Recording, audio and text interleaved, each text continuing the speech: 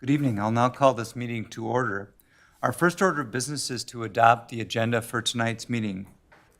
Commissioners, is there a motion to adopt the final agenda? So moved. Second. All those in favor? Aye. Any opposed? Thank you. Motion carries. Our second order of business is to to appoint a temporary chair and vice chair for tonight's meeting. At our next regular meeting, which is on April 15th, we'll hold nominations for the remainder of the full year term. So tonight is just a temporary appointment. Let me now turn the meeting over to City Planner Brian McCann to describe the role of the chair and the vice chair. Thank you, Commissioner Arsar. So yes, just to talk tonight, we are only holding a temporary chair and vice chair vote. We'd like to have all members present when we actually appoint for the remaining year. So as it relates for tonight's meeting, the chair will just move through the agenda, same as we always have in the past, and just facilitate the public hearings and ask for motions. Terrific. Thank you, Brian. Commissioners, can I have a nomination for chair, a temporary chair? I'll Nominate Joseph Ottersetter. second. Do we need a second? We have a motion and a second for nomination as chair. Commissioners, any other nominations for this role? So be it. So let me bring the motion to a roll call vote.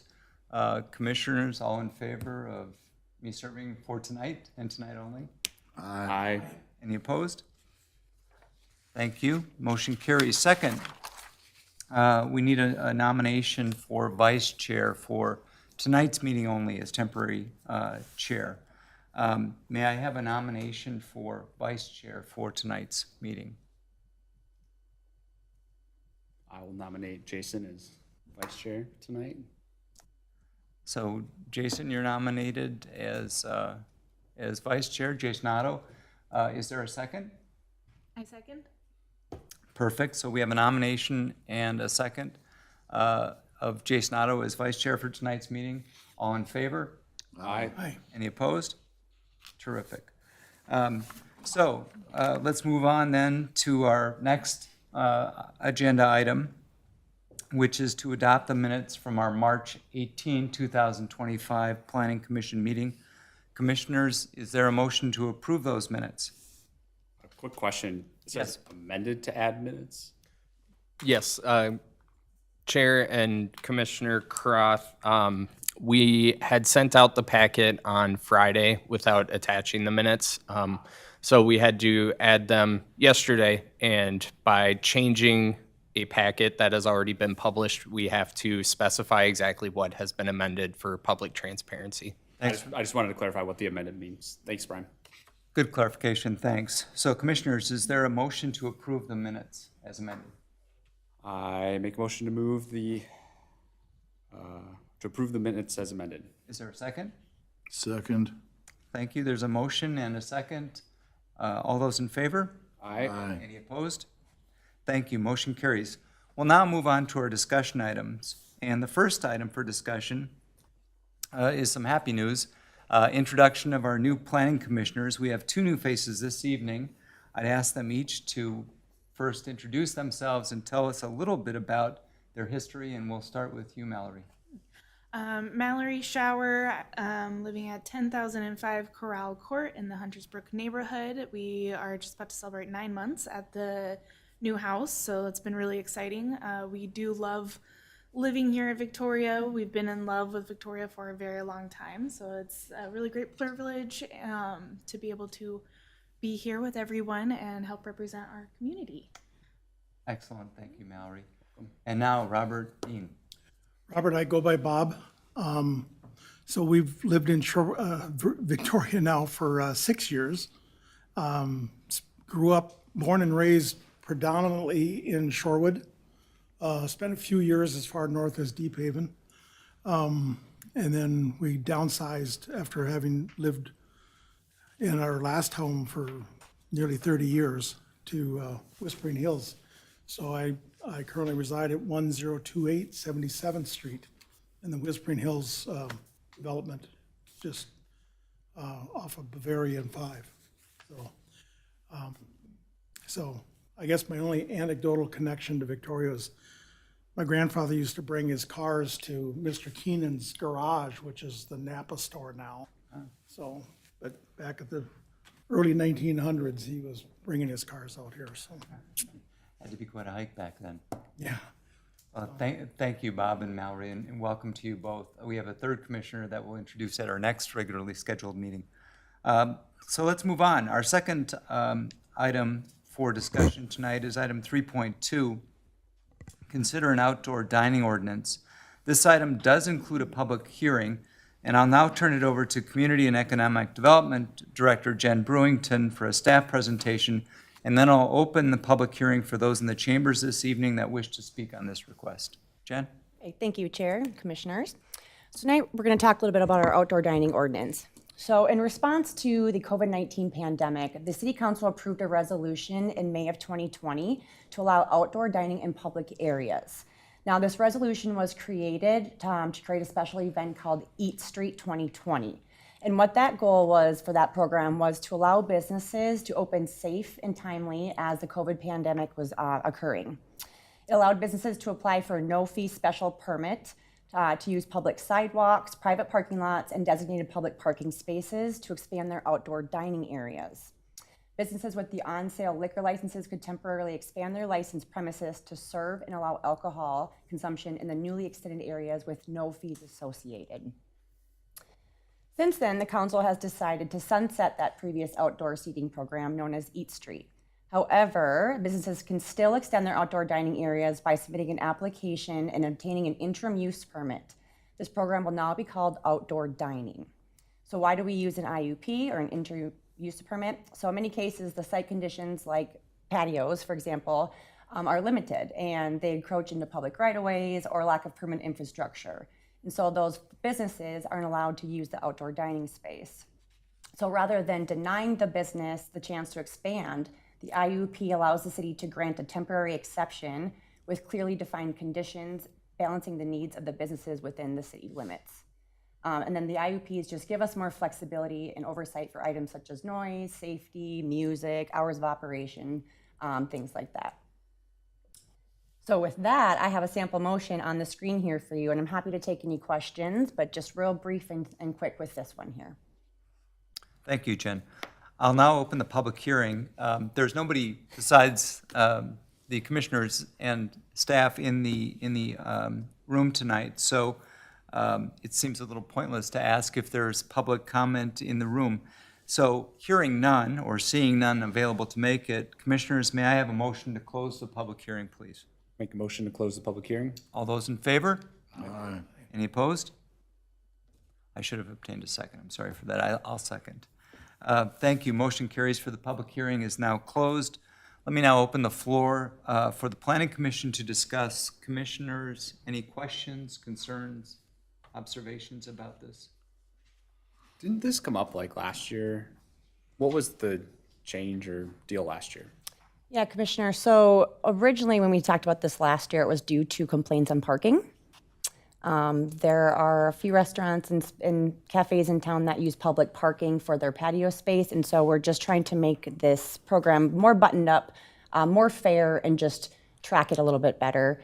Now we have that flexibility, and we do have to start charging the businesses for the Met Council fees that are additional to their water services and space that they currently have. So now that Met Council is saying that we need to track those and make them pay, we also have to comply with that as well.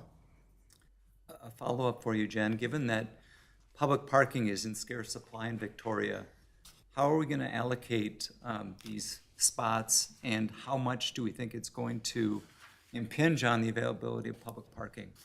Sure, good question, Commissioner and Chair. So what we're thinking is there would be an application process, and with that application process comes a few questions with what is the use of your public space, which we know it's outdoor dining. How are you going to barricade that, make it safe, which we never asked in previous years, and also how many spaces do you think they would need? And we would charge per space that that business would request. Council has decided to do $1,000 per space.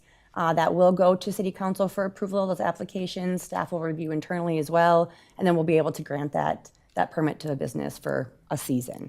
And they will have to come back yearly to get that permit. Given that city council next week or the week after, 28th? 28th. Yes, I believe this is going to 28th. 28th. So then would businesses this season have to follow new ordinance? Correct. They would have to, yes. And we have been in contact, or I have been in contact with them, and they are aware. So it's not going to be a surprise. Yeah, and commissioners, just to be clear too, there are some businesses in town that might have one little table outside their store. We're not gonna make them go through this entire process. We will make them fill out an application just so we have contact information in case fire or public works or something had to get by and do any work on the sidewalk or anything. But we do wanna make sure that folks can get through the sidewalks, that it's ADA accessible, families with strollers and wheelchairs can get through. So we're really just making sure that we're paying closer attention to where these locations of the outdoor dining is and the seating. Other questions, commissioners? No. For restaurants like Vic's, Jen, it seems like they're on the public sidewalk now. Am I correct in that respect? Correct, So will they be Commissioner. grandfathered, or will they have to go through this process and pay a fee? They will have to go through the process and the fee. Yep. I have one last question. How would this apply, if at all, to food trucks? Good question, Commissioner. We do not license food trucks in the city of Victoria. We don't see them a lot, but they would be able to basically park within city limits where they would like to.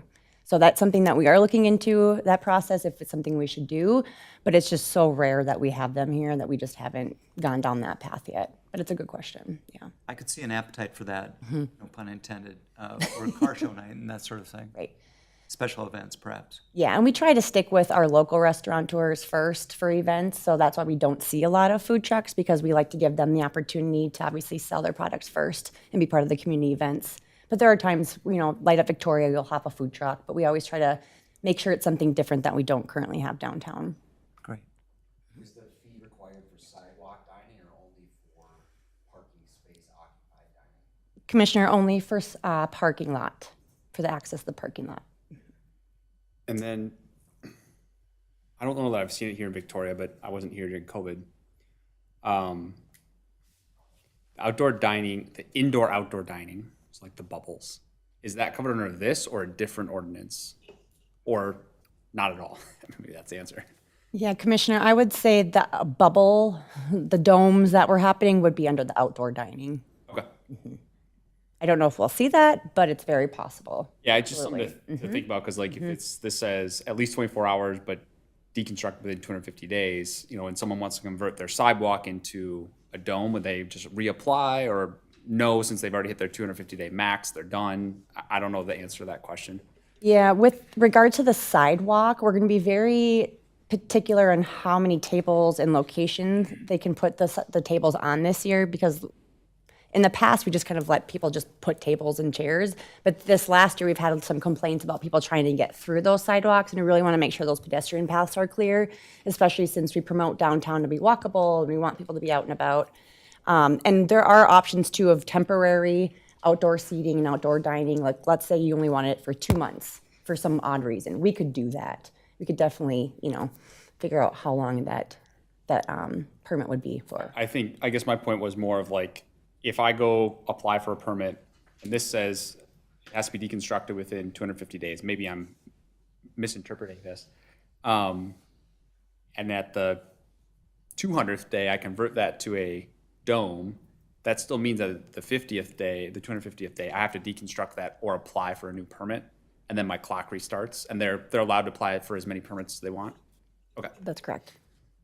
just making sure it was flexible enough. Like, Yes, this isn't to hinder businesses. We Yeah. just want to make sure that we know, who's sitting out there, safety issues. Unfortunately, there was a restaurant in metro area that had an issue last year with, and we don't want to see that, so. Question? So for example, the car show Wednesdays, is that a city event, or, does somebody have to go through this process for those Wednesdays? Sure, Commissioner and Chair, the Classic Car Show Night is hosted by the Victoria Business Association, the VBA, and so they are the ones that hold that permit for the extended time of the classic car show season. So they come to council every year, they get a permit, but their permit is different. It's for the selling and consumption of alcohol on public streets versus a patio. So technically, we don't have an open container policy, but during the classic car shows, folks are able to walk around downtown with open containers under their license. So it's a little bit different. That's more of an event permit versus an outdoor dining permit. There's also outdoor dining occurring in that same event. I mean, all the restaurants put tables outside. Seems- Yeah, and that's event related. It's a little bit differently. It's kind of a one-time. Business association, they're the ones that pull the permit for all of the restaurants. No, just for the classic car show timeframe. But I meant to allow the restaurants to serve outdoors during those hours of the, how does that work then? Well, technically, no. So the businesses for the classic car show are allowed to sell and have food stands out there because we allow them as a special event. It doesn't mean that their permit or license is extended to that. They're just allowed for the event period. It's two different permits. Okay. I'm not sure that there's any outdoor seating for the restaurants during the car show as such. No, it would be their typical patio during a summer night that would be open, and this would allow them to do it any other day, I not know just like the classic borough car. sets up right on the corner, next to the state farm maybe. So it's away from their property. It wouldn't be adjacent as this defines. But they always have, like 3 or 4 tables right around their outdoor serving, where they're grilling the burgers and stuff. So that would be part of the event permit and not part of the Correct. outdoor dining ordinance. Correct, because it's a temporary event. So, It just happens to extend for a couple months. Commissioners, any further discussion or questions of staff? I just had a couple of nitpicks on the words. So it's section 412B. I think layout should be past tense. Will be laid out.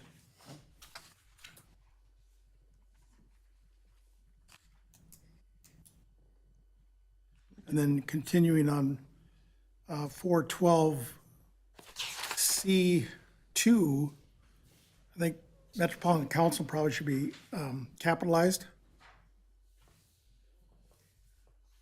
And then in D, this is really knitting, but this is what I do. Issuance of a conditional use permit. Good catches. And then, so that Met Council also carries over to section 5. Whatever I'm at, 5, I guess it's 1C2. And then 5D, also issuance of an interim use permit. And then I had a question about section 5, let's see, top of that page, section A1, A3. There's 2 additional bullets there. The need for a requested outdoor dining area and how the area will be used. I just was wondering, since otherwise the language for private and public is essentially identical, was there a reason that those 2 bullets were added only to this section and not the private section? So it's A3, and then there's lowercase I and lowercase ii. Those 2 bullets are not reflected in the, essentially the same language in the prior section. I didn't know if there was a reason because it's private versus public, or was that, it just seemed like, unless there was a reason, maybe we want to, Yeah, I believe it was private versus public. We'll take another look at that, but that's a good pointer. Thank you.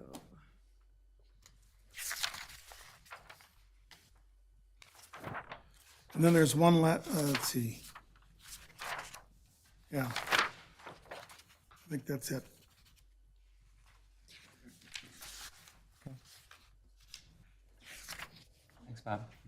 Any, commissioners, any further discussions or questions? Commissioners, hearing no more discussion, I'll ask for a motion. Brian, if you'd put the sample motion back on the, I would make a motion to approve the outdoor dining ordinances with the comments suggested from the planning commissioners. thank you. We have a motion. Is there a second, commissioners? Second. Okay, we have a motion and a second to approve and recommend adoption to the city council of the outdoor dining ordinance. All in favor? Aye. Aye. Any opposed? Thank you. The motion carries. Our third and final item for discussion tonight is item 3.3 regarding a tax increment financing request for Victoria Ridge Second Edition. Let me now turn it over to Economic Development Director Jen Brewington for a staff presentation. Thank you, Chair and Commissioners. I'll give you some background information first on the project that we're going to be discussing here tonight. So Inland Development Partners, who is the developer, is proposing a 165-unit rental apartment building. It's located on approximately 4.1 acres and includes 132 market rate units and 33 affordable units. Now, the affordable units are reserved for households earning up to 50% of the area median income, AMI, and 20% of those units will be leased to persons at or below the 50% median family income. A housing TIF district requires that for residential rentals that the property must impose income requirements on its units. This project has officially been annexed into the city limits. The proposed building will be 4 stories. Unit types include alcove, 1-bedroom, and 2-bedroom layouts. And there's a total of 287 parking spaces that are planned, 159 in the garage and 228 surface stalls. In support of this project, the developer has requested a business subsidy in the form of tax increment financing through the establishment of an affordable housing TIF district, which will be number 1-10. In an affordable housing TIF district, the captured tax increment is dedicated to supporting affordable housing, and this could include funding such as construction, renovation, land acquisition, or nearby infrastructure improvements that make the housing product more viable. The city will hold the public hearing Monday, April 28th, 2025 for the development district and the adoption of the tax increment financing plan for this district. So the Planning Commission should take into account the findings of the proposed project, particularly given that the parcel was annexed into the city. In accordance with Minnesota law, when a city proposes to establish or modify a tax increment financing district, the Planning Commission is required to review the proposal to ensure that it aligns with the city-adopted comprehensive plan. The Planning Commission must also determine whether the proposed land use is appropriate for the location. This includes assessing whether the site is suitable for residential development of this density and whether it aligns with existing zoning or future land use designations. The Commission is also responsible for evaluating whether the proposed project supports the city long-term planning goals, including housing affordability and housing diversity. And while the final approval of the TIF plan and development program modification rests with the City Council, the Planning Commission has a key advisory role, helping to guide policy decisions and ensure the alignment with the City Council's vision. Now, this project will come to you guys next Planning Commission. So tonight, your goal and your I guess, option is to approve the resolution for council to bring this to a public hearing for them to plan on approving a TIF district. Now, I have a sample motion on the screen for you, and I can answer any questions, but just keep in mind tonight, your goal is to look at the land use for this proposed project, not any actual TIF district details. Does that make sense? All right. Thanks. Before we get to discussion, Jen or Brian, could you give us some context? Where is this project going to be situated relative to other housing? Pull up the map. Yeah, Chair Ottersar and Commissioners. So this project is part of the Victoria Ridge development, which, if you can recall, is just south of the railroad tracks off of County Road 11 here. The entire development consisted of 134 row townhomes as well as this apartment building. They were originally approved for 145 units, I believe. So they will be coming back with a PUD amendment as part of their request at the next meeting to increase that unit count.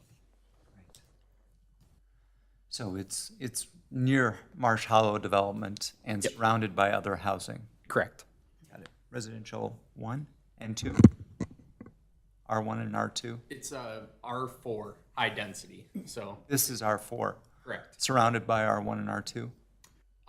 So the R1 and R2 are across the railroad tracks, so kind of adjacent, but they have the railroad separating them. Got it. South is that business district with the Quick Trip. And the location of the building on this parcel that's highlighted on the screen would be the southeast corner adjacent to the county road. It's helpful. Thank you. Was there any mention of affordable units in that project when we first saw it? I think at preliminary plat there had been for the overall project, there was discussion about the possibility of an affordability component.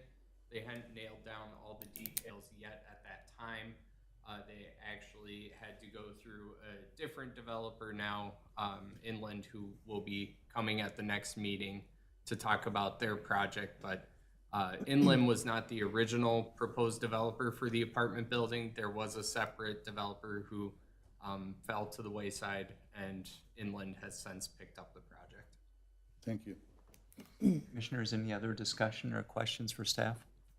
Do we have like this type of thing anywhere else in Victoria? Commissioners, no, we do not. And by increasing the what am I trying to say, occupancy, does that still keep them within the what it's zoned for?